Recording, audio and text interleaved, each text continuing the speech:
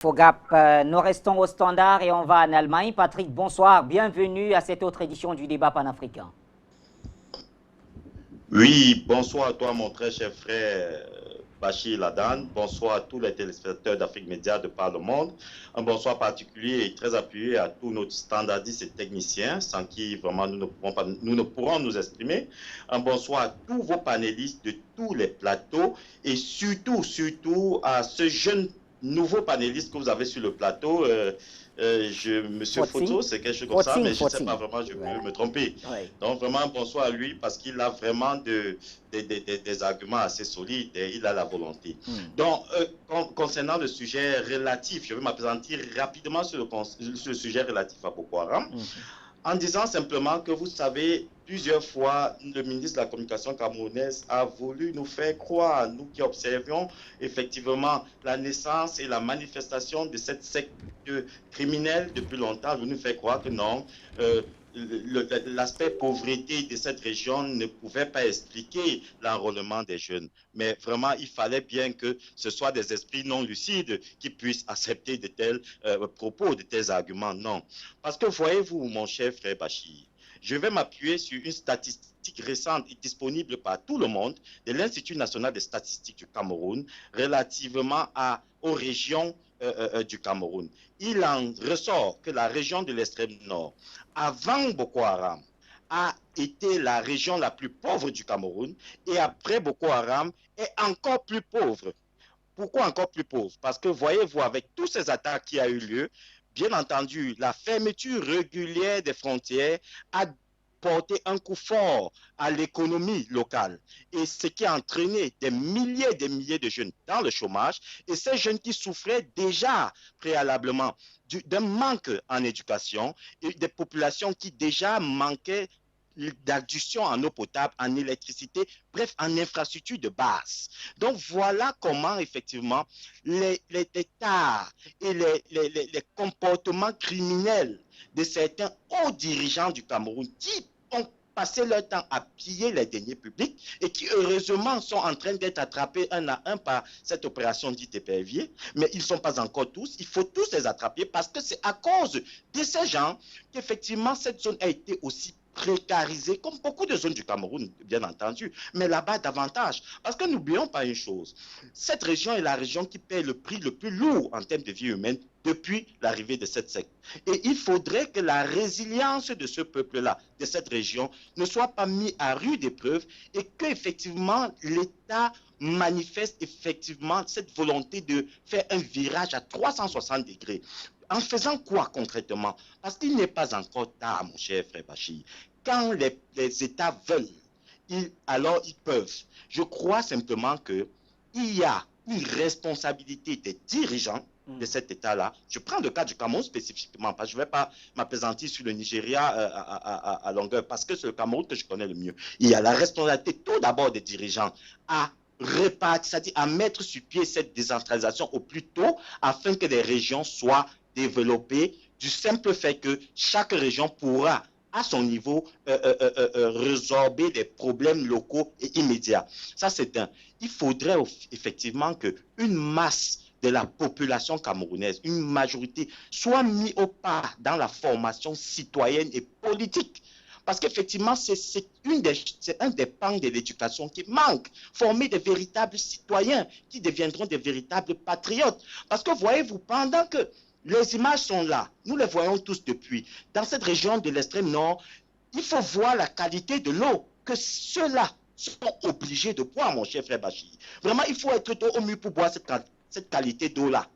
Or, pendant ce temps, une autre grande partie du pays ne prend pas conscience du spectre de l'ignominie qui se prépare. Je dis qu'il se prépare. Donc, il faut faire très attention. Il faut que le peuple soit assez formé pour comprendre qu'il ne s'agit pas seulement d'une région, parce que c'est la guerre d'usure dans tous les pays qui ont fini par perdre la paix qui est si chère a commencé comme ça. L'usure, c'est jour après jour, ce n'est pas une course de vitesse, mais c'est vraiment un combat qui consiste seulement chaque jour à affaiblir davantage. Et nous avons plusieurs fronts ouverts. Donc, moi, je pense que le front le plus délicat, Boko Haram, restera encore effectif parce qu'il y a une grande responsabilité d'un État qu'on appelle le Nigeria et surtout des dignitaires d'une région, d'un État qu'on appelle le Borno, avec pour capitale Maïdougouri. Il y a des dignitaires, des richissimes de cet État-là qui ont des moyens et qui partisent avec le Qatar et d'autres intérêts géopolitiques internationaux qui ont intérêt afin que la région soit comme ça pour entretenir financièrement et militairement cette secteur-là. Donc, je crois que la solution commencera par le Nigeria et surtout dans une coalition véritable et sincère avec tous les pays concernés par cette affaire-là. Et vivement que le peuple, au niveau du Cameroun, prenne conscience que cette affaire-là, ça mettra long, mais pendant ça mettra long, ça avancera dans tous les sens du territoire. Il faudra faire attention. Donc, vivement qu'on se mette ensemble pour juguler effectivement cette menace et ce spectre qui pèse sur notre cher frère pays, très cher pays, autant pour moi. Et merci vraiment pour l'analyse de vos panélistes, très brillante d'ailleurs, et bonne continuité en avant, bon courage à Unitaire. Merci Patrick Kwanguin. Et nous prenons un dernier appel, c'est M. Com qui nous appelle du Cameroun. M. Com, bonsoir. Oui, bonsoir. Bienvenue à l'émission, on vous écoute. Conseil spécial, RDPC, section ouvrier 3. D'accord, ah, d'accord. Ma contribution pour cette histoire de Boko Haram est celle-ci. Bon, moi, je sais que le Cameroun, c'est un pays qui a un réseau de renseignement bien développé. Bon, quand les gens demandent des rançons, pourquoi on n'arrive pas les gens là pour remonter dans les enquêtes pour savoir qui sont derrière ces gens-là? C'est aussi simple que ça. Quand les gens demandent des rançons, arrêtez ces gens-là. Et puis, on remonte les enquêtes pour savoir qui les envoie, qui sont derrière ces gens-là. Moi, ça, c'est ma contribution. Très bien. Merci, M. Com, pour votre contribution. Et du coup, elle nous renvoie sur le plateau. Et on va à Yaoundé. Jean-Arthur Aoumou, quelle est votre analyse de la résurgence de Boko Haram? Comment mettre fin, en tout cas, à ce que Bilo Haïti refuse d'appeler aussi nébuleux, et c'est à raison. Est-ce que nos États ont baissé la garde pour que nous nous retrouvions aujourd'hui avec une autre série d'attaques, que ce soit du côté nigérian ou côté camerounais?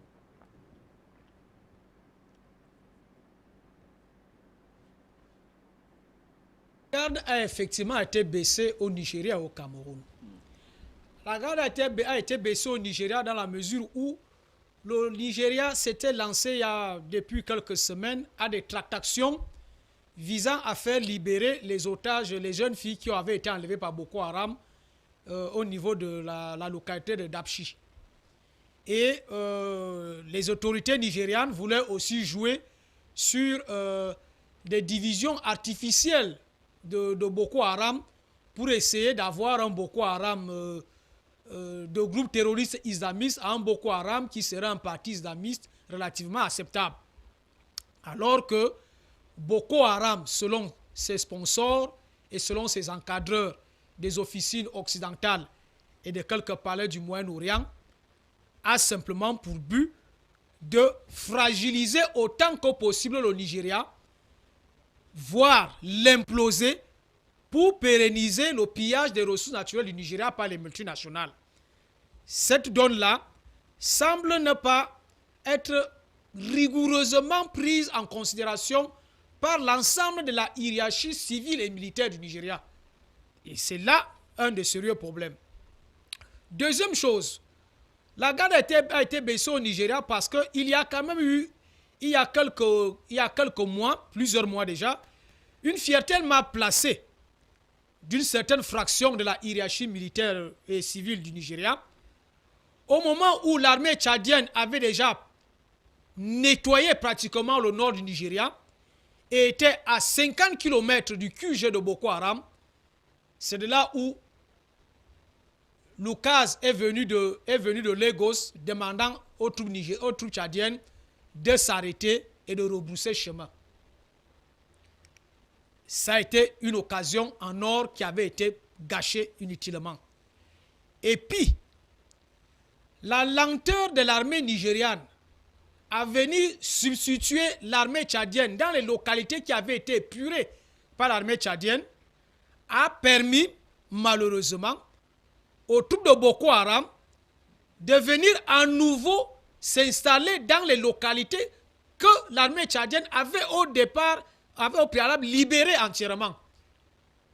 Voilà d'où est la cause de la résurgence de Boko Haram aujourd'hui. Au niveau du Cameroun, le Cameroun a baissé la garde. Pourquoi? Le Cameroun a baissé la garde depuis quelques semaines parce que préoccupé par l'instabilité croissante qu'on notait au nord-ouest, au sud-ouest, et où les sécessionnistes voulaient prendre pied. Voilà donc pourquoi la garde a été baissée au niveau du Cameroun. Et il ne faut pas oublier que le Cameroun, en cette année 2018, est une année électorale. Ce qui veut dire pour certains cercles impérialistes qui sont déterminés à mettre fin au règne de M. Biya pour des raisons qui n'ont rien à voir avec l'épanouissement du peuple camerounais, des peuples africains, mais pour des raisons purement et des motivations purement impérialistes, veut décider donc de mettre fin à son règne et en suscitant donc une espèce d'instabilité généralisée, et ce qui permettrait donc effectivement aussi de pouvoir faciliter la résurgence de Boko Haram. Voilà donc les deux causes de la résurgence de Boko Haram au niveau du Cameroun et du pourquoi la garde a été baissée. Et sans compter qu'il y a plusieurs officiers et plusieurs cadres, hauts cadres militaires et civils, tant au Cameroun qu'au Nigeria, qui se sucrent sur le dos du peuple camerounais, du peuple nigérian, en entretenant ces conflits-là. Ça, il y en a. Effectivement, cela également joue, et on comprend très bien qu'ils jouent contre leur propre pays. Et pour, effectivement, les officines impérialistes auxquelles ils sont corps et âme dévoués. Pour donc en finir avec Boko Haram, parce que ça a été une de vos questions, mon frère Bachir, le Nigeria, le Tchad, le Cameroun et le Niger, de façon ensemble, concomitante et simultanée, doivent investir la région du nord Nigeria pour éradiquer Boko Haram dans son QG. Et faut-il que le Nigeria l'accepte? Nous supplions simplement certaines autorités nigérianes à mettre de l'eau dans une fierté mal placée pour ne pas hypothéquer cette initiative parce qu'elle dépend de nous tous. Parce qu'il y a un téléspectateur qui effectivement a raison, a dit, lorsque une guerre est effectivement prolongée, dure dans le temps, nécessairement ce sont les pays normalement conçus comme le Nigeria, le Cameroun, le Tchad et autres, qui perdent le plus. Parce que ces groupes terroristes ne perdent rien. Ce que mon frère Simon voulait le dire en faisant dans les périphrases, est que réellement, ce groupe terroriste est financé et tenu en main par les officines impérialistes et par certains palais du Moyen-Orient. De façon claire et nette, il faut le dire comme ça là. Et de ce fait donc, ils ne perdent rien. Ils ne perdent absolument rien. Parce que leur but est tout faire à défaut d'affaiblir. Parce que dans une guerre à longue durée, c'est tous ces États-là qui seront affaiblis et donc vont donc pratiquement céder le pillage de leurs ressources naturelles, ou alors ceux qui résisteraient le plus vont être tellement affaiblis qu'ils vont même pratiquement connaître l'implosion et le résultat sera le même. Les multinationales effectivement feront même base sur leurs ressources naturelles. Également, ces quatre pays, c'est-à-dire le Cameroun, le Nigeria, le Tchad et le Niger, doivent aussi épurer toutes les îles du lac Tchad. Je dis bien épurer, pratiquement. C'est-à-dire qu'ils vont le faire ensemble et de façon concomitante et simultanée. Et ainsi donc, on aura déjà résolu sur le plan militaire le problème de Boko Haram. Et sans compter qu'effectivement, le président Idriss Déby a déjà commencé par donner le ton en demandant à la base, à l'armée française de plier bagages et armes et de fermer sa base militaire pour libérer le Tchad. Je crois que tous les autres pays qui ont des bases militaires sur leur territoire, des bases militaires étrangères sur leur territoire, et des accords de défense bidons avec diverses puissances impérialistes doivent également les mettre en sourdine pour qu'effectivement la libération soit presque totale et les mesures civiles doivent nécessairement suivre le volet militaire, à savoir que la culture de la laïcité, l'école de la République, les dispensaires de la République et le désenclavement de ces régions-là doivent également effectivement aussi suivre.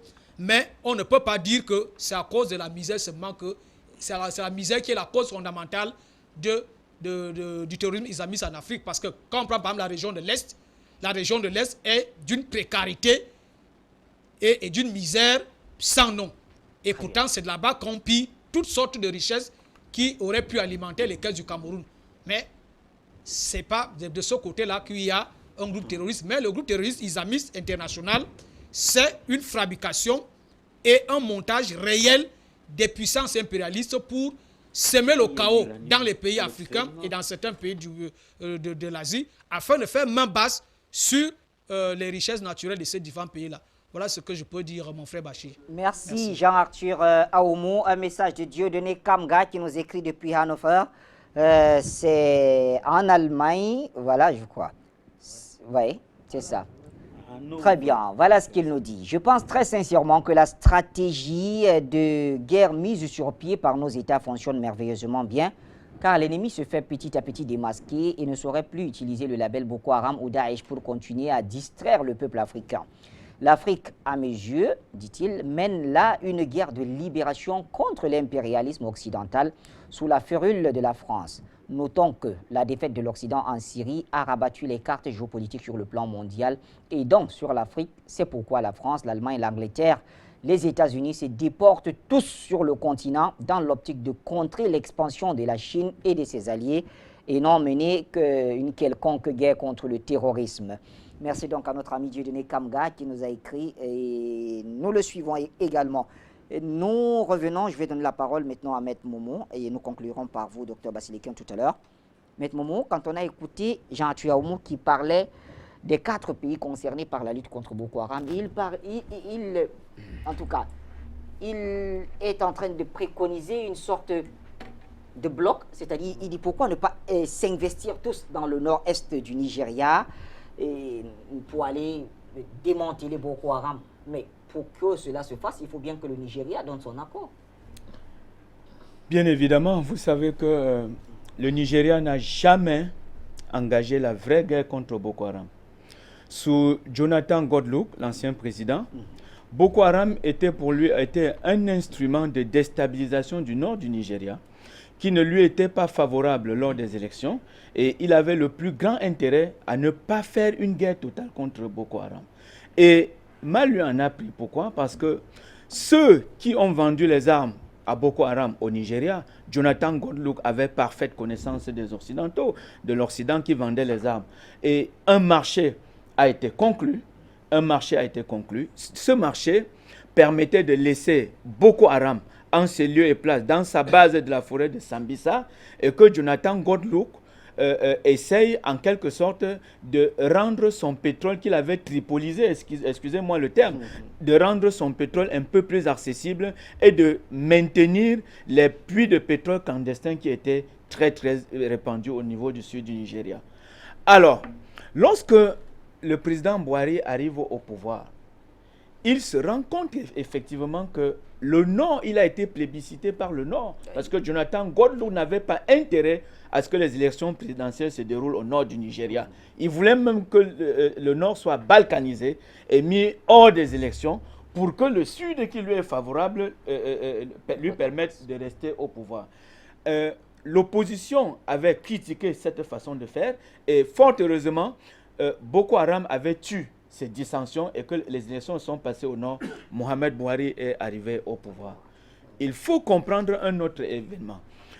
Jonathan Goodluck n'avait jamais permis aux Black Commandos, comme on appelle le Nigeria, l'armée camerounaise, le BI et les autres institutions, n'avait jamais permis que le territoire nigérian soit violé par l'armée camerounaise pour aller chercher effectivement, comme beaucoup de panélistes sont en train de demander, rechercher Boko Haram dans son retranchement, dans son QG, dans son quartier général de Sambisa. C'était à raison. Vous ne pouvez pas en même temps combattre un groupe terroriste et être en train de les protéger. Ça, ce sont les manœuvres de l'Occident. Et Jonathan Godlook, malheureusement, s'était fait sienne l'ensemble de toutes ces manœuvres de l'Occident. Mais jusqu'ici, on peut dire qu'à ce niveau, peut-être rien n'a changé parce qu'il y a par exemple Christian Kamguin qui nous écrit, quand il écoute ça, il dit « Mais est-ce que le Nigeria n'est pas en train de protéger Boko Haram ?» Non, écoutez, le Nigeria, c'est le pays par excellence du business. Oui. Autour de Boko Haram, s'il y a le business au Cameroun autour de Boko Haram,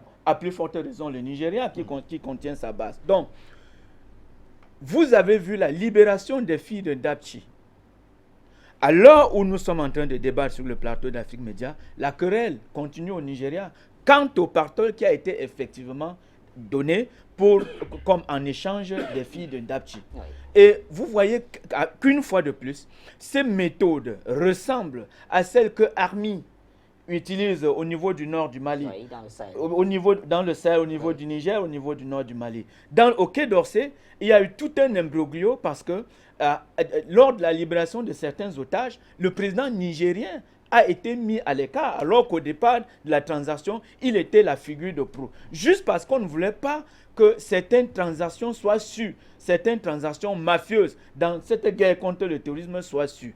Il faut comprendre par là, M. Bachir, que cette guerre n'est pas la guerre d'une nébuleuse. C'est une guerre pure au sens propre du terme. C'est-à-dire une guerre qui est alimentée en même temps par des sources financières et par des livraisons massives d'armes. Pourquoi? Parce que, comprenons très très bien, le Cameroun ne devait pas concerner le champ d'action de Boko Haram. Qu'est-ce que Boko Haram a à faire au Cameroun? Il faut toujours se poser cette question pour pouvoir comprendre les tenants et les aboutissants. D'où vient Boko Haram au Cameroun? Cela ne s'explique pas. Que fait Boko Haram au Tchad, au Niger? Cela ne s'explique pas. Mohamed Youssouf, lorsqu'il déclenche le mouvement de création de Boko Haram devant la mosquée de Maïdougouri, le Cameroun, le Tchad et le Niger n'étaient pas concernés. C'était effectivement un mouvement qui voulait une certaine orthodoxie musulmane. Ce que nous appelons aujourd'hui, c'était des salafistes qui voulaient affirmer en disant que dans l'islam, il y a ceux qui ne pratiquent pas de l'islam. Ça, c'était la doctrine de Mohamed Youssouf au départ. D'où vient-il qu'il se retrouve au Cameroun? D'où vient-il qu'il se retrouve au Tchad, au Niger? Justement, parce que la nébuleuse a été récupérée pour devenir une armée. Boko Haram n'est pas une nébuleuse. Boko Haram, c'est une armée. Et pourquoi cette armée contre le Cameroun, le Tchad et le Niger? Parce qu'à un moment donné, l'Occident a compris que pour maintenir sa mainmise sur nos ressources, il fallait un mode de déstabilisation permanent qui va consister en la remise en cause de la politique économique et de la politique financière et même sociale de tous ces États. Permettre la mainmise sur l'ensemble des biens que regorgent tous ces États. Le Cameroun, le Tchad et le Niger ont cette similitude en termes de biens. L'or, le diamant, le pétrole et l'uranium. Donc, cette nébuleuse va durer le plus longtemps possible dès lors que tous les éléments qui ont constitué en sa mise en place, en sa mise en place et même sa puissance d'aujourd'hui.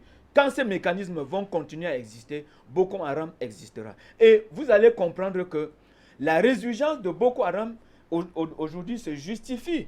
L'Occident a affaibli ces États en usant de 3 éléments fondamentaux.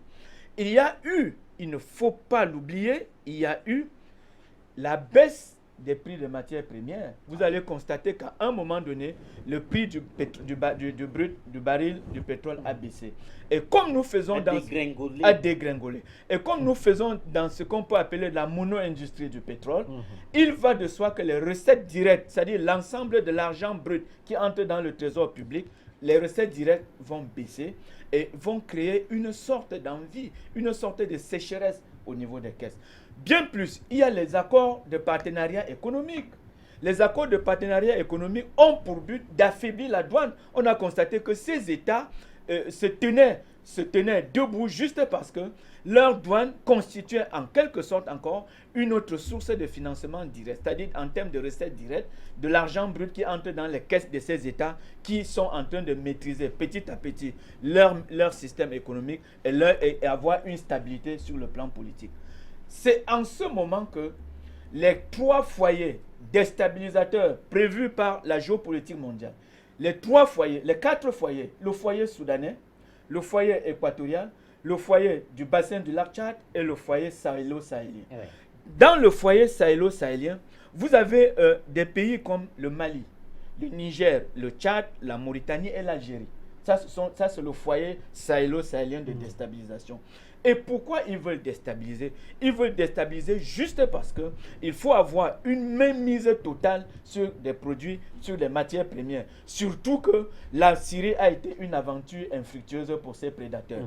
Donc, au niveau du foyer du bassin du lac Tchad, il y a le Cameroun, le Nigeria, le Niger. Et il faut souligner que pour chaque État, il y a un plan B, un plan C, et même un plan A, un plan B et même un plan C. Voilà pourquoi dans les 4 foyers différents, le foyer du bassin du lac Tchad, vous allez retrouver le Tchad, le Niger, le Cameroun, le Nigeria. Dans le foyer sahélo-sahélien, vous allez retrouver le Mali, le Niger, ça c'est le plan B, la Mauritanie, le sud de l'Algérie et encore le Tchad. Ouais. Le sud de l'Algérie, pourquoi? Parce que vous connaissez le fameux mouvement El Morabitoun, de Mortar Belmokhtar, avec ses incursions dans les usines gazières et même pétrolières du sud de l'Algérie. Oui. Il y a le foyer équatorial qui avait pour base la Centrafrique. De la Centrafrique, on devait déstabiliser le Cameroun. Et là, c'est le plan B. Parce que le plan A, c'était Boko Haram. On devait déstabiliser et le Cameroun. Ce foyer concerne le Congo, la Guinée équatoriale et le Gabon. Et il y a enfin le foyer soudanais qui concerne une fois de plus le Tchad en plan C, le Soudan du Sud et la République centrafricaine. Vous allez comprendre que le Cameroun qui se trouve aujourd'hui au centre d'une déstabilisation triangulaire, c'est-à-dire il y a Boko Haram au nord, à l'est il y a le désordre qui s'est créé en Centrafrique et qu'on est en train de maîtriser tant bien que mal, et il y a enfin les 2 régions du sud, du sud-ouest et du nord-ouest. Donc, c'est un plan machiavélique de déstabilisation et de désorganisation sécuritaire des États africains que l'impérialisme a constaté à un moment donné que ces États étaient devenus frondaires et hérétiques. Pourquoi? Parce que petit à petit, ils parvenaient à une stabilité politique et ils maîtrisaient petit à petit aussi, il faut le dire, il faut le souligner, l'ensemble des mécanismes économiques pour se libérer et être totalement indépendants. Cette guerre asymétrique, elle ne va pas cesser d'un coup. Nous regrettons tout simplement que les téléspectateurs sont en train de demander une autre croisade comme celle qu'on a vue le Tchad, le Cameroun et le Nigeria mener dans la forêt contre Boko Haram. Les téléspectateurs souhaitent qu'une autre croisade se place, mais il faut tenir compte des enjeux financiers. On ne peut pas faire une guerre sans argent. Nous avons été appauvris par la baisse du coût des matières premières. Nous avons été affaiblis par les accords de partenariat économique qui constituent le plus grand coup d'État économique. Le Nigeria, en passant, vient de refuser de signer ces accords. Voilà. Ceux qui ont fait signer le président de la République, Paul Biya, ces accords, je pense qu'un matin, ils répondront de ce qu'ils ont fait. Très bien. Merci, Maître Momo. Docteur Basileke, enfin. Bachir, je suis heureux que tu m'aies convié au débat d'aujourd'hui parce que les analyses qui se font autour de cette table, de ce plateau, vraiment sont convergentes et convaincantes. Je veux dire que quand Bilo ici pose des questions pertinentes, pourquoi tant d'adeptes? Oui. Pourquoi un mouvement qui n'est que nébuleuse renouvelle constamment ses effectifs? Il a raison. Ensuite, il pose une autre question. Est-ce qu'il n'est pas possible d'envisager et d'assécher la source qui alimente ce mouvement? Il a parfaitement raison. Et puis, comme Maître Momo vient de le démontrer, c'est vraiment un problème, une situation, une stratégie globale. Parce que il y a des gens, aussi bien nos correspondants que les téléspectateurs qui ont appelé, qui ne voient que le sous-sol de l'Afrique. Oui. Mais l'Afrique, c'est beaucoup plus que son sous-sol. Parce que je vous rappelle que l'Allemagne était en négociation très avancée, aussi bien avec l'Algérie dans son sud qu'avec le Mali, pour louer des centaines d'hectares et fabriquer l'énergie solaire. J'ai dit que c'est une mauvaise stratégie parce que si quelqu'un a besoin du soleil du Sahara, eh bien, nous fabriquons ces centrales solaires et on leur vend de l'énergie puisqu'on est arrivé aujourd'hui à stocker de l'énergie dans des batteries qui soient plus performantes que celles que nous connaissons encore aujourd'hui. Donc, du point de vue du sol, il y a le soleil du Sahara. Du point de vue du sol, il y a la fertilité de l'Afrique équatoriale, l'Afrique centrale. Et il y a nos forêts, Bachir. C'est le deuxième poumon de l'humanité. Et ce n'est que là qu'on trouve ce que certaines essences faunales qu'on appelle les bois tropicaux. Oui. Et pour ça, vraiment, les Occidentaux ont besoin d'une Afrique sans les Africains. Et puis, n'oublions pas, et nous en avons parlé ici, qu'aux États-Unis, un think tank a réfléchi à la stratégie du chaos. C'est-à-dire que annihiler nos États de manière qu'en créant le désordre, ils viennent chez nous faire ce qu'ils veulent. Et quand tu nous poses la question, pourquoi Boko Haram renaît de ses cendres? Mais Boko Haram n'est jamais mort. Boko Haram, ce n'est pas quelques individus. Je dois vous dire qu'aujourd'hui, un ami qui a rencontré des officiers supérieurs des 4 pays, Niger, Nigeria, Tchad, Cameroun et Tchad, m'a affirmé que les gars de Boko Haram ne sont pas seulement conscientisés, mais qu'ils sont drogués. Quand ils vont au front, ils ont fumé ou consommé des tas de produits. D'ailleurs, on retrouve ces produits aujourd'hui partout, dans tous les pays africains, parce que la résurgence de la drogue chez nous vient de ce que des usines entières ont été montées pour fabriquer de la drogue et entraîner les jeunes combattants. Par conséquent, Boko Haram n'est jamais mort. On a connu en Europe ce qu'on a appelé la guerre de 100 ans. Nous sommes en train de nous préparer à une guerre de 100 ans. Parce que pour nous libérer des Occidentaux, le sang va couler, il va couler pratiquement jusqu'à notre victoire. Parce que je ne doute pas, en ce qui me concerne, que nous aurons la victoire. Pourquoi? Parce que même s'il y a les lois de la guerre, même s'il y a les lois du plus fort, il y a quand même la raison.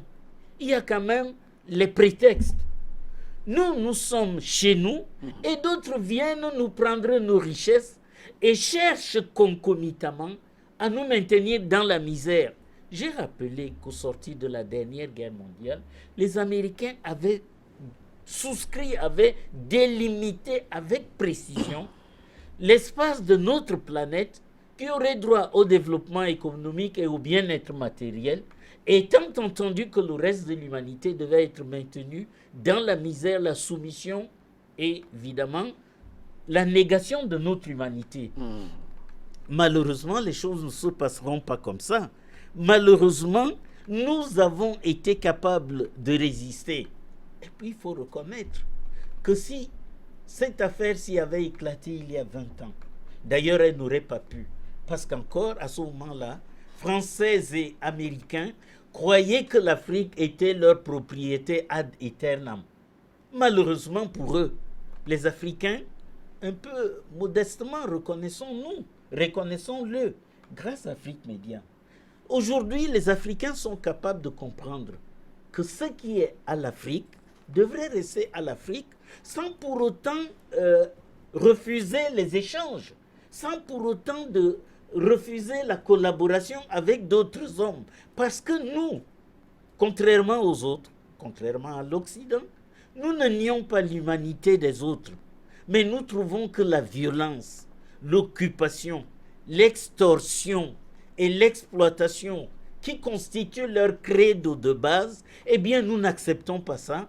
Et, Dieu merci, aujourd'hui, l'Afrique a des alliés. Comme je disais tout à l'heure, s'il y a 20 ans, cette affaire avait commencé, le Cameroun ne serait pas allé chercher des armes en Chine et en Russie pour résister. Parce qu'il faut reconnaître que nous résistons. Pour 5 soldats camerounais tués, il y a 5 ou 6 fois plus de combattants de l'autre côté qui sont tués. Par conséquent, nous réussissons. La difficulté, c'est seulement que nous devons savoir que c'est un combat de longue haleine. Parce que pour qu'un pays, pour qu'un groupe de pays, pour qu'un continent réussisse à se libérer, il faut du temps. Le président français, François Mitterrand, disait « il faut donner du temps au temps ». Malheureusement, nous sommes dans la tourmente. Nous sommes dans la dépression. Quand c'est les autres qui, avec les marchés, soi-disant les lois du marché, doivent décider à combien ils nous achètent nos produits, alors que les marchés ne leur empêchent pas de fixer eux-mêmes les produits qu'ils nous vendent, eh bien, il y a injustice. Ça a mis 2-3 siècles pour qu'il impose. Ça prendra peut-être moins de 3 siècles, mais l'Afrique triomphera. Alors, comment faire? C'est très simple. La première chose, il faudrait que nous comprenions que ces gens-là ne sont pas nos amis. Et vraiment, avec un de tes sujets d'accueil, par lequel le peuple ghanéen a refusé les bases américaines, voilà une première pierre blanche sur le chemin de Petit Pousset. Voilà une première pierre blanche. Avec le président et le peuple ghanéen, nous avons compris que nous ne sommes pas obligés d'accepter toutes les avanies que les autres nous font avaler. Avec votre permission, et surtout que l'Assemblée nationale, le Parlement ghanéen avait déjà voté la loi de façon favorable. La société civile lui a rappelé, tu as été élu à 53,8%. Cela ne veut pas dire que tu représentes tout le peuple ghanéen. Et voilà. Et c'est comme ça que l'État du Cameroun, tout seul comme un grand, est allé négocier, a signé, a fait ratifier par son Parlement les accords de partenariat économique. Dans un pays où on connaît le poids des recettes douanières, c'était une bêtise. Un coup d'État. Mais il n'est jamais trop tard pour bien faire. Et je crois qu'aujourd'hui, les 4 États, au moins en ce qui concerne notre zone, à ces 4 États, nous devons ajouter le Gabon, la Guinée équatoriale, le Congo-Brazzaville, et si le Congo-Kinshasa, qui a lui-même ses problèmes, se mettait avec nous, ensemble nous en viendrons à bout. Je vous assure que le Congo-Kinshasa est englué dans la guerre de manière quasi permanente depuis 1960. Exact. Le sang coule là-bas depuis 1960. Sans répit. Et le Congo-Kinshasa doit comprendre qu'en se mettant avec nous, avec la CEAC, eh bien, c'est comme ça que nous nous en sortirons. Et nos chefs d'État doivent comprendre que le Cameroun a montré la direction. Il faut savoir s'adresser aux ennemis de nos ennemis, même s'ils ne sont pas vos amis, avec eux vous négociez. Et voilà pourquoi. Parce qu'au départ, Boko Haram ne renaît pas, Bachir. Au départ, on a donné des armes à Boko Haram, croyant que nos pays étant sans véritables armées, ce sera une promenade de santé. Exact. Eh bien, le Cameroun a compris. Il est allé négocier et obtenir des armes de défense. Il est venu à bout de cette première attaque. Et aujourd'hui, quelqu'un ici a parlé de... Là, nous sortons, Dr Bassili. Oui, bien sûr. Quelqu'un a parlé de vente d'armes à Boko Haram. Mais Boko Haram a quelles ressources pour acheter des armes? C'est des armes qui sont fabriquées, données gratuitement. C'est la drogue qui est fabriquée et distribuée gratuitement. Et comme ça, on déstabilise l'Afrique. Parce que, je vous rappelle toujours le cas de la Somalie. C'est vraiment un cas typique. Et si nous ne nous ressaisissons pas, nous savons qu'aucune armée ne peut venir imposer le désordre dans un autre pays. Le Vietnam l'a montré. La Corée du Nord est en train de le montrer. À nous de regarder du bon côté pour trouver les bons alliés. Merci, docteur Basilek. Alors, notre dernier sujet, on n'a plus que 40 minutes tout au plus, messieurs. Ouais, on va essayer donc d'en parler et sachez tout simplement que nous reviendrons encore une fois sur cette question de Boko Haram. On ne baissera pas la garde comme nous le disions dans l'introduction quand nous lancions ce sujet. On sera toujours là d'attaque. L'armée médiatique est là aux côtés des troupes sur le terrain et bien sûr aux côtés de tous ceux qui payent de leur vie pour que nous soyons libérés. Parlons de la Côte d'Ivoire, messieurs. Et en Côte d'Ivoire, c'est la France qui s'intéresse à ce pays, notamment les parlementaires. Ils ont sur leur table aujourd'hui la question ivoirienne. Que vont-ils faire? Cela est revenu à l'issue d'une tournée qu'a effectuée Michel Larive, donc le député de la France insoumise. Il y est allé, il a constaté plus de 200 prisonniers politiques, dit-il. Un traitement inhumain affligé à un certain nombre, notamment ceux qui font partie de la mouvance du président Laurent Gbagbo.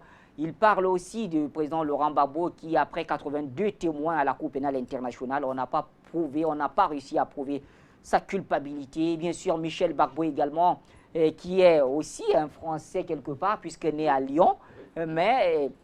Oui, voilà, et de mes Français. Il attend depuis d'avoir l'autorisation des autorités d'Abidjan pour sortir du territoire afin d'aller répondre il doit aller répondre d'une convocation là-bas en France. Malheureusement, il n'a pas aussi eu cette autorisation. Que dit la France quand on sait que c'est quand même un citoyen français? Que dit la France de la question de Laurent Gbagbo, bien qu'elle ait contribué à l'envoyer là où il est? Que dit la France de 200 prisonniers politiques qui sont en ce moment en Côte d'Ivoire? C'est le constat de Michel Larive et il l'a déposé donc sur la table des parlementaires. On écoute encore une fois Raoul Pépin Bénin et on revient. Côte d'Ivoire, tout va mal. La situation politique de ce pays, désormais décriée hors des frontières africaines, s'invite au sein du Parlement français. Le récent séjour de Michel Larive en Côte d'Ivoire a permis à ce député de la France insoumise de constater une fracture de la société entre les vainqueurs et les vaincus, avec toutes les atteintes au respect des droits de l'homme qu'elles engendrent. Bien pire encore, certains témoins font état de ce que les opposants au régime de M. Ouattara vivent un calvaire, on dirait un véritable enfer sur terre. À ce jour, l'on compte environ 200 prisonniers politiques détenus dans les conditions avilissantes, certains sans être jugés. Une situation malsaine qui donne du plaisir au camp de M. Ouattara, qui s'en réjouit pourtant. Mais pour combien de temps va durer ce triste sort réservé au pro-Gbagbo? Le fait que les parlementaires français se saisissent du dossier va-t-il changer la situation déjà très précaire? Cette France, qui a établi Alassane Ouattara président en Côte d'Ivoire, va-t-elle le régner enfin? À quoi s'attendre maintenant que les yeux des uns et des autres semblent s'ouvrir sur la situation sociopolitique en Côte d'Ivoire? Peut-on garder de l'espoir quant à la réconciliation longtemps clamée par le camp Ouattara et dont les faits et gestes traduisent le contraire? Heureusement que le peuple ivoirien n'est pas dupe. Le moment venu, il saura choisir ce qui lui convient. Ça sera quand les imposteurs auront foutu le camp. Ce moment est proche, beaucoup proche, que les politicards ne se rendent pas compte. À bon entendeur, salut. Merci Raoul Pépin Bénin et encore une fois, un très brillant papier analyse. Simon, je voudrais commencer par vous. Comment est-ce que vous analysez ce rapport de Michel Larive, ce député français qui arrive comme ça en Côte d'Ivoire au mois de février, après avoir fait le tour et tout, il repart et il dit à la France, il y a des violations des droits humains en Côte d'Ivoire. Que faites-vous de ça? J'aime pas quand les gens viennent se moquer des Africains. Il y a de cela 7 ans, il n'a pas vu quand on venait enlever Gbagbo comme un chien pour l'amener à La Haye. Il n'était pas député. Il n'était pas député. Il était quoi? Il n'était pas français. En tout cas. Alors, il faut qu'on arrête de se moquer des Africains. Ouais. Je dis, j'en ai marre de ces petits zozos qui viennent en Afrique faire le cinéma et prendre des Africains pour des totos. Je voudrais dire la chose suivante, Bachir. Je voudrais rappeler à tous ces Français-là que Gbagbo, c'est le début de la fin de l'hégémonie française en Afrique. Qu'il le sache. Dieu a voulu que ça arrive en Mondiovision pour qu'on voit comment la France traite dans un pays qu'on appelle liberté, égalité et fraternité. Voilà leur liberté, égalité et fraternité. Voilà comment ils fonctionnent. Et un monsieur comme ça, 7 ans après, vient dire qu'il y a des prisonniers en Côte d'Ivoire. Ah bon? Donc aujourd'hui, la France se rend compte qu'il y a des prisonniers. Ah, ça c'est la magie. Mais quand vous le dites, j'ai envie de dire, n'oubliez pas quand même parmi les Africains, il y a ceux qui sont contents du fait que ce soit comme ça. Lui au moins, il l'a dénoncé, il a constaté, il a publié un rapport, très sincère d'ailleurs. Le contenu, il ne vous apprend rien puisque vous suivez la Côte d'Ivoire depuis des années. Bien sûr. Mais le drame dans tout ça, c'est que j'ai toujours que quand la France se rend compte qu'ils sont en train de tout perdre, il faut bien qu'ils fabriquent quelques petits totos pour venir faire comme s'ils n'étaient pas au courant, pour dire ils sont députés, machin, truc. Non, il faut qu'on arrête. On n'est pas dupes. On n'est pas que des idiots. Peut-être on a l'air d'être des idiots, mais qu'ils se rendent compte que l'Afrique s'est réveillée et qu'on ne peut plus accepter tout ce qu'ils viennent nous raconter. Ce petit indien qui s'appelle la rive ou bien la rive droite ou gauche, qu'il aille faire leur cinéma ailleurs. On est fatigué. Qu'il aille libérer Gbagbo et on peut comprendre. Le Barbados, on en a marre. On a vu des gens qui ont parlé plus que ça. On veut la liberté de Gbagbo. Il fait quoi? Simon Gbagbo est où? Il y a 200 prisonniers politiques et quoi encore? Et quoi? Ça change quoi? Ça sort Gbagbo de la prison? Ça libère Michel Gbagbo? Ça libère ces Ivoiriens qui sont partis en exil partout dans le monde entier. Et je crois que c'est à ça qu'il en appelle, sinon il en appelle quoi? Quitte à voir je sais pas comment il les appelle, ses amis avec qui ils ont enfermé Gbagbo, pour qu'on les libère, qu'il allait nous enfumer. Il nous emmerde finalement. Je me dis, si un Français vient raconter des histoires devant moi, je vais aller en prison à cause de lui. Je vais l'étrangler, je vais aller en prison. Qu'on arrête ce cinéma-là. C'est quoi cette histoire-là? D'accord. Un monsieur en prison pour rien depuis 7 ans. Vous vous levez un matin pour vous dire qu'il y a des prisonniers politiques. Ah bon? Non, il faut qu'on arrête de jouer à ce jeu-là. On est fatigué de ces voyous-là. Qu'ils racontent ça ailleurs. D'ailleurs, l'Afrique s'est réveillée et c'est la fin. C'est la fin. Eux-mêmes, ils se rendent compte qu'ils ont tout perdu. Maintenant, ils viennent jouer aux innocents. 7 ans, on vous a maltraité quelqu'un, sans raison. Tout un peuple. Toute l'Afrique. Non, il faut arrêter ça. Très bien. Merci, Simon. En tout cas, c'est votre point de vue. Allons voir ce qu'en pense Luc Michel. Luc, c'est à vous.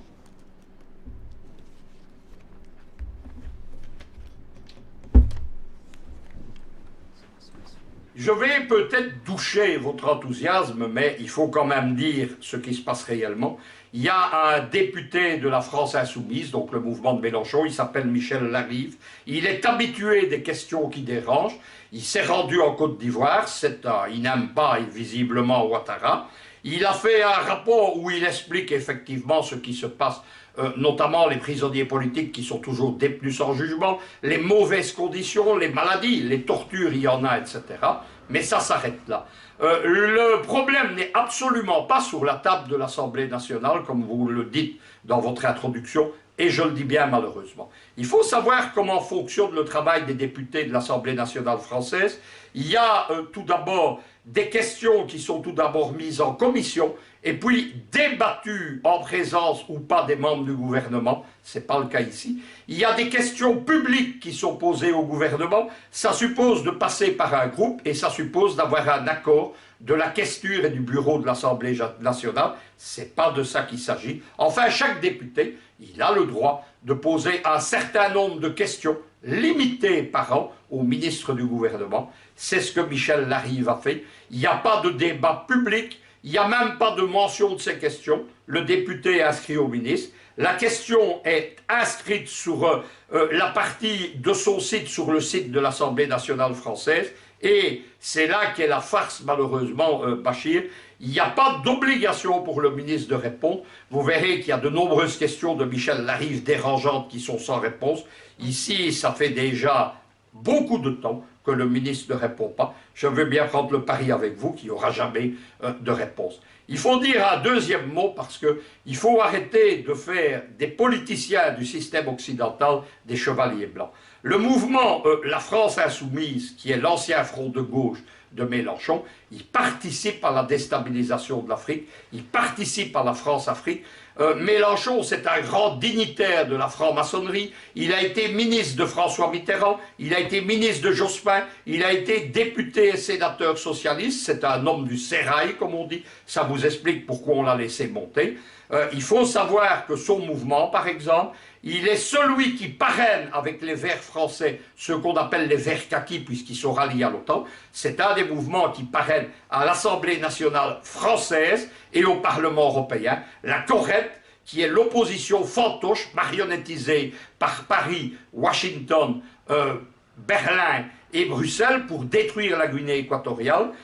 C'est par exemple le mouvement de Mélenchon qui avait fait inviter Severo Moto, le putschiste, pour un débat au Parlement européen. Et Severo Moto est également parrainé par les cousins de Mélenchon au Parlement espagnol, au Cortés, qu'on appelle Podemos. Il y a le même phénomène dans l'opposition contre Sassou Nguesso. Là aussi, c'est deux partis français, le Front de gauche et le Front national. Là, ils ne se détestent plus, qui est très implanté au niveau de ces ONG au Congo-Brazzaville et au Gabon, qui parrainent ces oppositions. Il y a par exemple l'ancien collectif qu'on appelait Sassoufi. Sassoufi, par exemple, a formé le comité africain de soutien à Marine Le Pen lors de la dernière présidentielle. Il faut arrêter avec les chevaliers blancs. Il faut arrêter de croire. Je ne sais pas ce qui motive réellement Michel Larive, mais nous le saurons sans doute un jour. Nous le saurons sans doute un jour. En attendant, on prend le contenu. Maître Momo, la situation en Côte d'Ivoire est donc là. Michel Larive a fait son constat. Il l'a amené vers le ministre de l'Europe et des Affaires étrangères. Mais ici, ce n'est pas de savoir de quel bord il se trouve. Le contenu de ce qu'il dit intéresse les Africains, puisqu'il dit ce qu'on a toujours dit. Maintenant que cela est dit, est-ce qu'on peut espérer quelque chose? Deux déclarations contradictoires au cours de 2 semaines.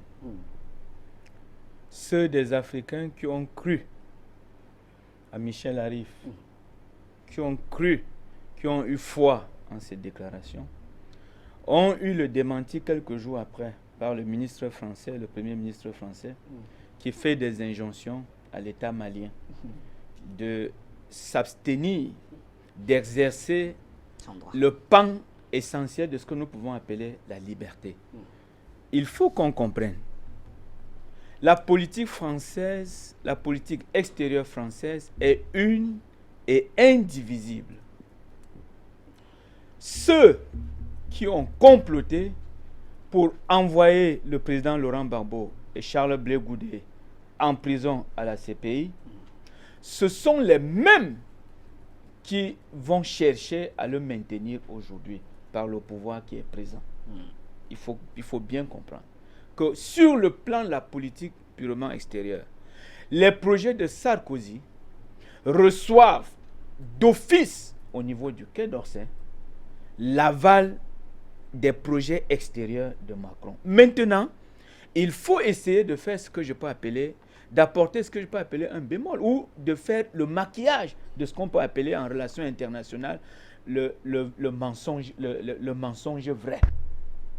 Monsieur Bachir, il est inadmissible que moi, je me mette à croire que Monsieur Larive, d'un moment, est tombé subitement amoureux des peuples africains et des Ivoiriens, au point de vouloir recenser le nombre de prisonniers. C'est un fait réel.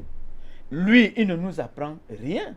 Depuis la déportation de Laurent Koudou-Gbagbo, M. Bachir, combien d'Ivoiriens se retrouvent hors de leur Côte d'Ivoire natale?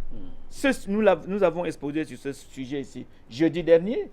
Je vous ai dit, je continue à le dire, l'ensemble des méthodes utilisées par l'impérialisme en République de Côte d'Ivoire demeurent et vont perdurer tant que le suppôt colonial qu'ils ont installé au pouvoir et qui a pour nom le président Ouattara, tant que ce président va continuer à leur faire allégeance, va continuer à respecter les contrats souterrains, sous-marins qu'il a signés avec eux, tant qu'il ne se sera pas tombé, tant qu'il ne se sera pas versé dans ce que je peux appeler l'hérésie politique.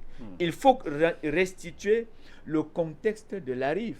J'ai peur que des affaires qui sont déclenchées au jour d'aujourd'hui et qui concernent à plus d'un titre l'Afrique ne soient pas en quelque sorte le relais des paroles de M. Larive.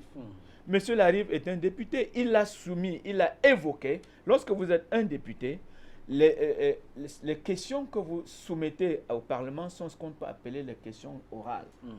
C'est-à-dire, vous venez vous exposer un certain nombre d'incongruités que vous avez pu constater sur le plan extérieur, vous les exposez, et puis l'Assemblée nationale, le Parlement n'est pas obligé, n'est pas tenu par les déclarations que vous êtes en train de faire. Pourquoi? Parce que le pouvoir législatif est libre par rapport au pouvoir exécutif. Et nous savons que ce que la Côte d'Ivoire vit aujourd'hui vient de l'exécutif français. C'est l'exécutif français qui a plongé la Côte d'Ivoire dans la mer. Il est inadmissible que maintenant, un pouvoir opposé, qui est le Parlement, vienne à l'encontre de ce que l'exécutif a installé. Ce sont des mécanismes de pouvoir et des mécanismes que l'impérialisme utilise. L'impérialisme prédateur. Parce que, il faut toujours le souligner, M. Bachir, la Côte d'Ivoire d'aujourd'hui est entrée dans une phase de déstabilisation que vous ne pouvez pas imaginer. Il y a un ensemble de lois, un ensemble de textes législatifs qui ont été votés au niveau de l'Assemblée nationale et qui plongent davantage le pays dans ce que vous ne pouvez pas imaginer. La naturalisation. Il y a des étrangers qui sont devenus subitement des nationaux, des Ivoiriens. C'est eux qui reçoivent les promotions. On a institutionnalisé en insérant au rang de l'armée ceux-là qui ont tué, violé des gens en Côte d'Ivoire, sans jugement. Vous avez déjà appris que les éléments des forces nouvelles sont devant les tribunaux ivoiriens? Que non, c'est la famille Barbeau, le clan Barbeau qui a continué à souffrir. Et ce député, en le faisant, j'ai cru un tant soit peu qu'il pouvait dire de regarder, d'avoir un droit de regard sur le traité de Rome de 1998 qui crée en 2002 la Cour pénale internationale où se trouvait embastillé Laurent Barbeau. C'était des questions fondamentales qui devaient nous intéresser sur ce point. Aujourd'hui, nous sommes convaincus, avec 82 témoins à charge et devenus témoins à décharge, l'ensemble des récriminations faites par le tribunal vis-à-vis des éléments apportés par le procureur, nous sommes convaincus, M. Bachir, disais-je, que la détention de M. Laurent Barbeau et Charles Blé Goudet à la Cour pénale internationale ne dépend pas des règles de droit. C'est un tribunal qui, aujourd'hui, a besoin des injonctions des injonctions et par parallélisme des formes de ceux qui ont demandé à ce que le président Barbeau soit embastillé. Il faut comprendre. Les simples dénonciations faites au cours des questions orales au niveau de l'Assemblée nationale n'ont pas une importance probante vis-à-vis de l'Afrique. Nous voulons que la France aille plus, aille mieux. Nous connaissons l'ensemble de ce qui s'est passé au Campo. Comment Ocampo a passé le témoin à notre traître sœur Fatou Bensouda. Comment est-ce que la déportation de Laurent Koudou-Barbeau a été programmée et bien d'autres Africains. Il faut comprendre, M. Bachir, que le remplacement de la peau noire, de la peau blanche par la peau noire à la Cour pénale internationale nous importe peu. Vous avez compris, ces derniers temps, il y a certains juges de peau noire qui sont en train d'émerger, prendre des postes de responsabilité à ces pays. Nous ne voulons pas de tout ça. Si la France veut décrisper le jeu politique, social, économique en Côte d'Ivoire, elle qui a déstabilisé la Côte d'Ivoire connaît où est-ce qu'il faut actionner, où est-ce qu'il faut manœuvrer.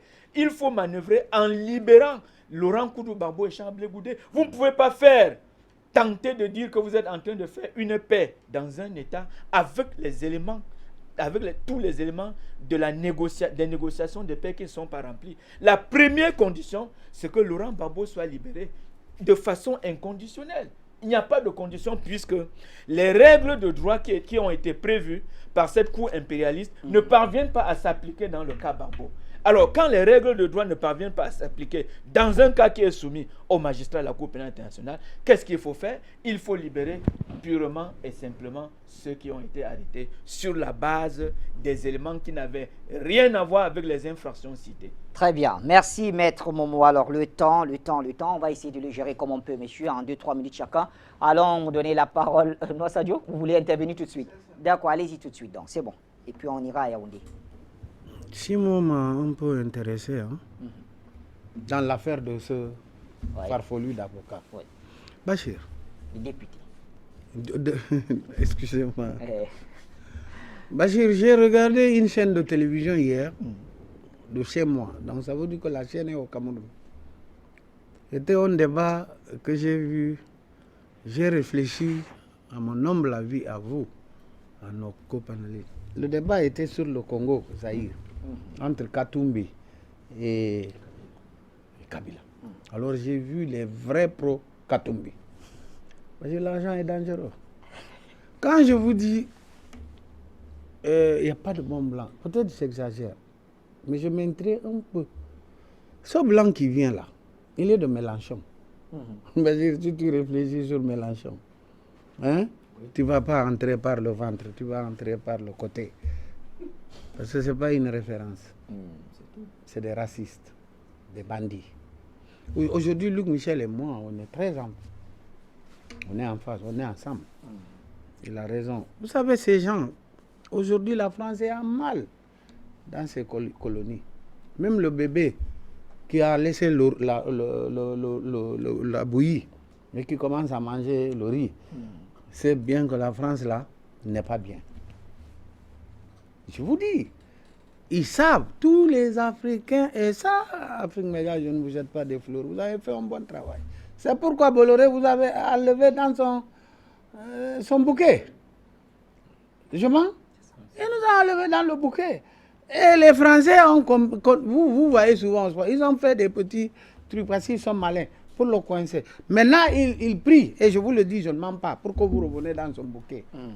Parce qu'on fait le bouquet, pourquoi? Pourquoi les gens te regardent, non? Et si les gens te négligent? Maintenant, les gens, bon, je ne critique personne qui sont avec lui, c'est des sketchs qu'ils nous mettent à longueur de journée. C'est bien, ça fait rire les gens, mais ce n'est pas ça qui nous donne à manger. Rire, rire, rire. Il faut qu'on soit nous-mêmes. Nous-mêmes.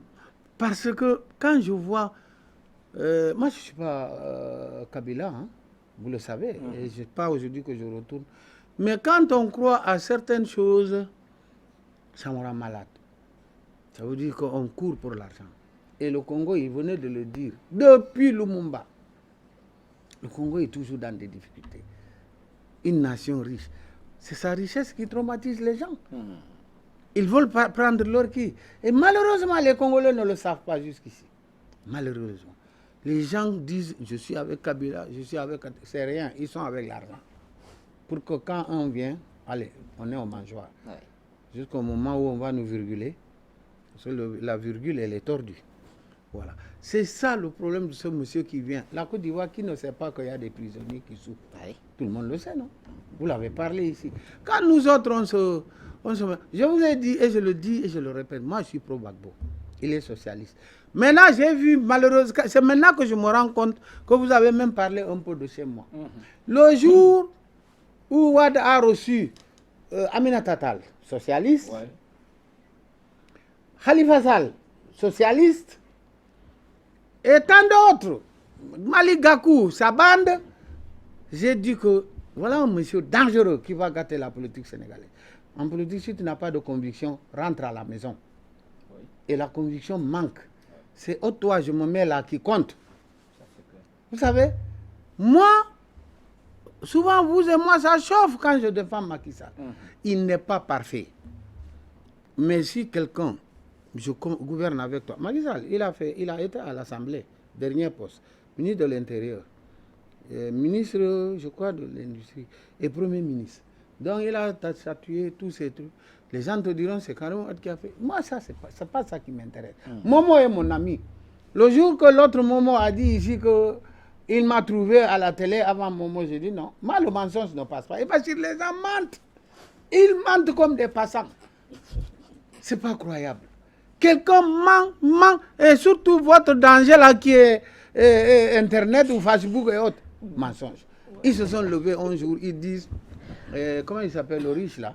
On dit il est musulman.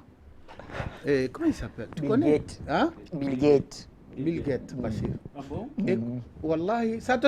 merci que ça t'ait échappé. Tu es mon frère. Tu sais, moi, je regarde ça. Ils pensent que ça ne m'intéresse pas. Mais souvent, je me méfie. Ils disent que Bill Gates il est musulman. Eh, j'ai vu des musulmans danser, j'ai des bandes de connards. Vous-même, vous êtes des petits. Musulmans, ça veut dire quoi? Soyez sérieux et responsable de ce que vous faites. Pensez à l'avenir de l'Afrique. On a discuté, on est une bande. Mais le problème de ce monsieur-là, si quelqu'un se glorifie de ça, comme a dit Mouss Momo, tu es dans la rue, ils sont voyous. Ils sont en train de vouloir mettre... Moi, quand un blanc discute avec moi beaucoup, oui, je lui dis, oui, Lumumba. Le jour que vous nous montrerez, ça tombe. Ça. Et un os seul de lui, je serai satisfait. Les gens tués Lumumba, on n'a jamais su où ils l'ont mis. Alors, si le reste là, c'est des tautologies que les Africains s'entendent. C'est-à-dire que la solution à la crise ivoirienne ne viendra pas de la France. Ça ne viendra pas de là-bas, ils ont déjà pourri la situation. Très bien, rapidement, on va libérer Yaoundé. On va passer la parole à Jean-Arthur Aoumou. Faut-il que je reviens. Jean-Arthur Aoumou, c'est à vous. On va essayer en quelques minutes.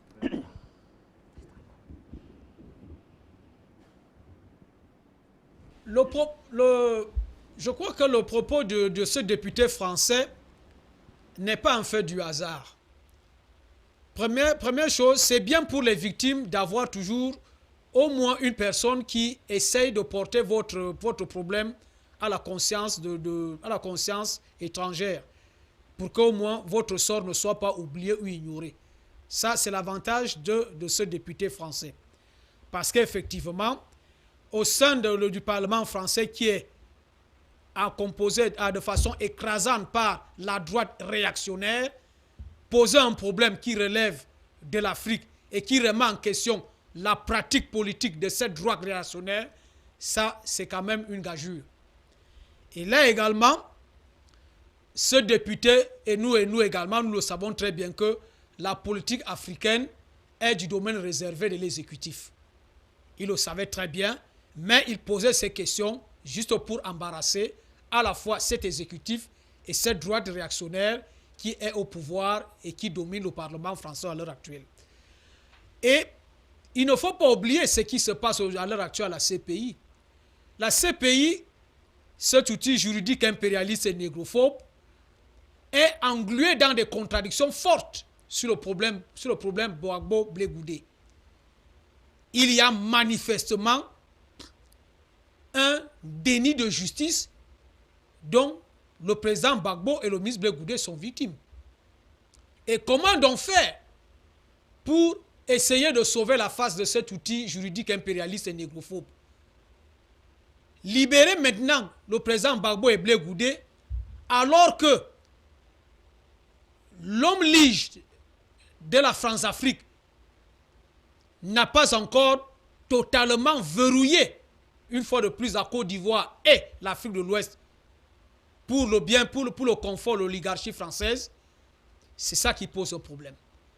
Et donc les bisbis qu'il y a à l'heure actuelle en Côte d'Ivoire entre Soro, Bédié contre Ouattara, c'est parce que c'est effectivement qu'à l'heure actuelle, la France-Afrique se demande qui faut maintenant remplir, qui doit prendre la succession de Ouattara aujourd'hui, parce que Ouattara devient de plus en plus un problème pour la mainmise de l'oligarchie française en Côte d'Ivoire et en Afrique de l'Ouest.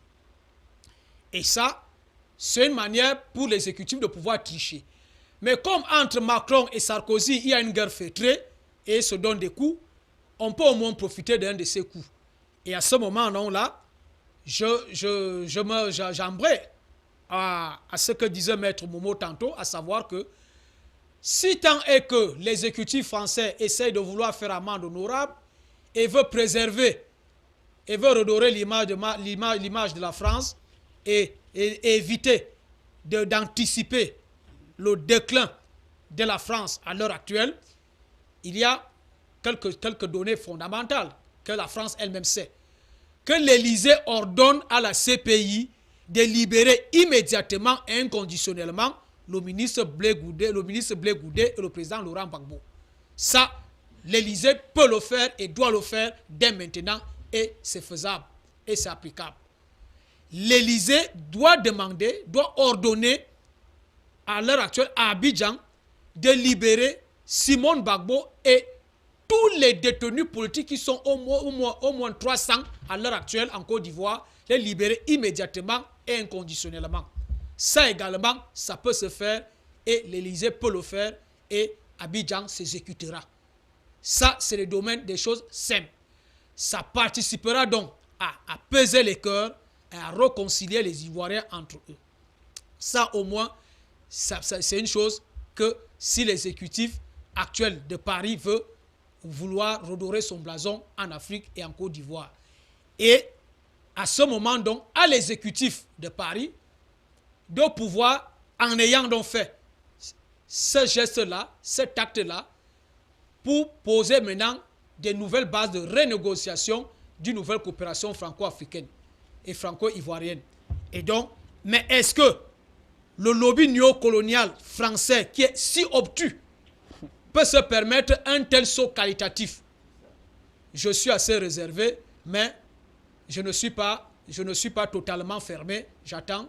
L'histoire peut-être peut nous apporter une réponse heureuse demain ou après-demain. Merci mon frère. Merci Jean-Arthur Aoumou. Et bien sûr, peut-être le doyen Bilo Aïssi aura-t-il une autre perception de la chose? Bilo Aïssi, c'est à vous la parole.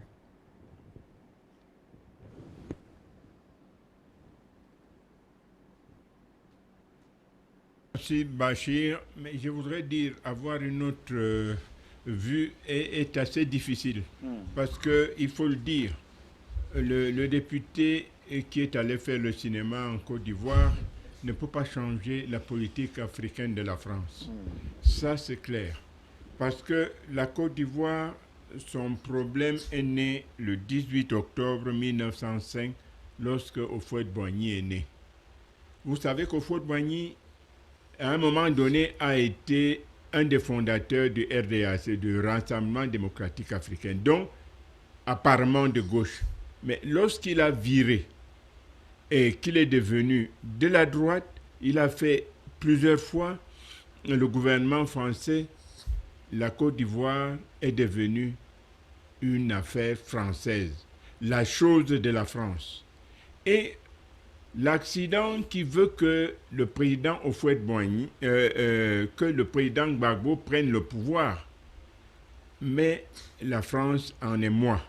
Et on a vu comment la France s'est ingéniée à faire arrêter un chef d'État en fonction. Donc, tant que la France a sa perception de sa politique africaine, les discours des députés, même des ministres, ne peuvent rien changer. Parce que la politique française, je l'ai dit, de Gaulle à Macron, est la même chose. Que un gouvernement français soit de gauche ou de droite, il sait que la vie de la France dépend de l'exploitation de l'Afrique. Donc, les fractures, c'est la France qui les cause. Là où il n'y en a pas, il faut en créer. Donc, je ne sais pas comment classer l'intervention de ces députés, mais je dis simplement que c'était de la rigolade. Pour que la Côte d'Ivoire puisse encore être un pays, il faudrait déjà, comme tout le monde le dit, sortir le président Gbagbo de prison, son épouse, le ministre Blé Goudé et tous les autres. Et c'est à ce moment qu'on peut espérer que la fracture qu'il y a entre la France, qui est représentée en Côte d'Ivoire par Ouattara, et le peuple ivoirien, cette fracture peut être soignée. Donc, en un mot, je ne vois aucune importance à ce que la rive, si c'est la gauche ou la droite, a dit. Voilà très brièvement ce que je pense de cette affaire. Bilo Aïssi, et un grand merci également à toute l'équipe qui a travaillé à vos côtés à Yaoundé. Fauting. Bachir, moi je suis de ceux qui pensent que la question africaine ne se situe pas au niveau des déclarations des parlementaires, des déclarations des hommes politiques français et même des déclarations de la communauté dite internationale. Ouais. La question africaine se trouve au niveau d'une liberté effective des États africains. Aucun État africain actuellement n'est libre, donc aucun État africain actuellement n'est en paix. Que ce soit la Côte d'Ivoire, que ce soit le Cameroun, même tous ces États qui croisaient les bras croyant ne pas être intéressés par la question des autres États perdent le temps. La paix, lorsqu'elle n'est pas durable, n'est pas une paix. Le problème ivoirien, c'est le problème camerounais. Quand j'entends souvent les Africains dire le procès de Laurent Gbagbo, j'éclate de rire. Il s'agit du procès de l'Afrique. Puisque c'est l'Afrique qu'on juge à la CPI. L'arrestation de Gbagbo est venue démontrer à suffisance combien de fois on pouvait déporter quiconque en Afrique. Et nous rassurer que tous ces chefs d'État qui aujourd'hui ne sont pas déportés, soit ils n'ont pas encore commis la plus grosse faute que Laurent Gbagbo a fait. Et ça veut dire tout simplement que le député français, lorsqu'il fait ses déclarations, moi même si je suis député à l'Assemblée nationale du Cameroun, je peux de temps en temps remettre sur la table les questions de notre indépendance pour titiller le Parlement afin de me trouver une place sur la scène. Oui. C'est aussi ça la politique, lancer des polémiques. Ce qu'on appelle gauche française, droite française n'existe pas. Il n'y a que l'Occident qui existe parce que les défis paradigmatiques de la politique occidentale démontrent à l'Afrique que l'Occident n'a pas de fraction idéologique. Il y a une seule idéologie qui prévaut en Occident, c'est l'idéologie de l'impérialisme. Ça veut dire qu'au sein de l'impérialisme, on a des démembrements. Comme nous avons des chrétiens pentecôtistes, témoins de Jéhovah et catholiques, mais à la base, ils sont chrétiens. Ouais. Comme nous avons des musulmans qui aujourd'hui... Le problème africain se situe au niveau de la liberté. Et cette liberté ne peut arriver que lorsque les États africains sont capables de comprendre qu'ils doivent s'unir pour régler le problème africain. On a arrêté Laurent Gbagbo, l'Union africaine était là. Les chefs d'État africains étaient là. De quand vous diront qu'ils ont fait des déclarations. Mais les déclarations ne suffisent pas. Actuellement où nous ne sommes plus en guerre en Côte d'Ivoire, actuellement où nous ne sommes plus pourchassés, peut-être physiquement par les colombes, comme dans les années 1940, pourquoi les chefs d'État africains, les gouvernements africains ne comprennent pas que les enjeux deviennent de plus en plus grands? Nous avons la guerre de l'eau qui va déclencher dans des années à venir. Personne ne prend conscience. Le nucléaire est arrivé devant nous.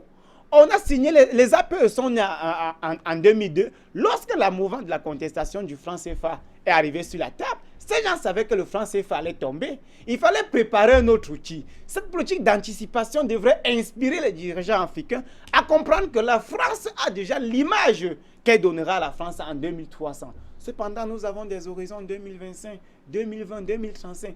On ne sait pas si ces horizons énormes, ou encore émanent, je voudrais dire, des personnes qui ont une notion de base en stratégie.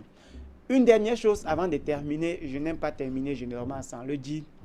Si longtemps que les États africains seront calqués sur le modèle colonial, on demeurera fragile parce que ce modèle, que ce soit au niveau du système éducationnel, que ce soit au niveau du système informationnel, les universités, que j'appelle généralement des collèges supérieurs où nous avons tous été formatés, produisent un certain type d'élite qui devient beaucoup plus réactionnaire et se fait généralement appeler, je ne sais pas, on peut parler de docteurs, d'experts de ci et de ça, mais tant que nous n'avons pas nos propres théories, moi j'insiste là-dessus, tant que nous n'avons pas nos propres concepts, tant que nous ne théorisons pas sur un modèle sociétal inspiré de nos propres humanités classiques, Bachir, je te le dis, on peut mener 3000 ans de combat. Les autres peuples du monde nous démontrent, la Chine nous a démontré, la Corée. Si on continue donc à marcher comme les Occidentaux ont laissé en 1960 et en combattant l'Occident, c'est un peu comme si on prenait la chose de Dieu pour combattre Dieu. Je pense que nos États actuellement doivent être confiés à l'Occident parce que l'Occident sait mieux construire ces genres d'États que nous. Si nous voulons être comme la France, confions nos États à la France. Si nous voulons nous libérer, théorisons à nouveau, revoyons la formation de nos États, regroupons-nous, réunissons-nous et allons combattre l'impérialisme parce qu'elle est violente. L'impérialisme est violente. Alors, docteur Basileka, encore une fois, c'est vous qui refermez ce thème et on va mettre la clé sous le paillasson. Merci pour cet honneur, Bachir. Moi, je pense que les uns et les autres ont raison. Oui. C'est-à-dire qu'il ne faut pas croire qu'un député français, qu'il soit de droite, du centre ou de la gauche, est capable de dire quoi que ce soit qui soit favorable à l'Afrique. Nous nous plantons le doigt dans l'œil. Il ne faut pas croire non plus que c'est au sein du Parlement français que jaillira la vérité. Nous nous plantons le doigt dans l'œil. Parce que il y a quelques années, quand j'étais encore étudiant, le Parlement français a fait une enquête sur le fait que l'État français a fait ses essais nucléaires dans le Sahara. Oui. Et ils ont conclu qu'il n'y a aucun dégât. Voyez-vous, Tchernobyl, ce n'est même pas la bombe, hein.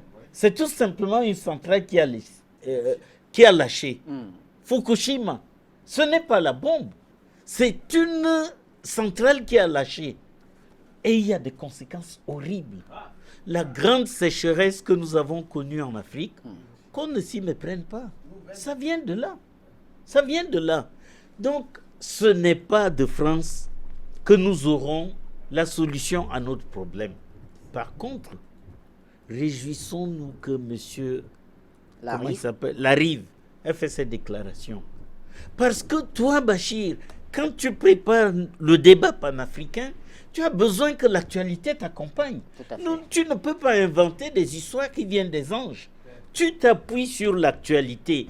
Et cette déclaration-là, tu as bien fait de t'en emparer, parce qu'aujourd'hui, nous avons profité pour dire aux Africains, l'avenir de l'Afrique est en Afrique, et non à Paris, ni à Washington, ni à Londres.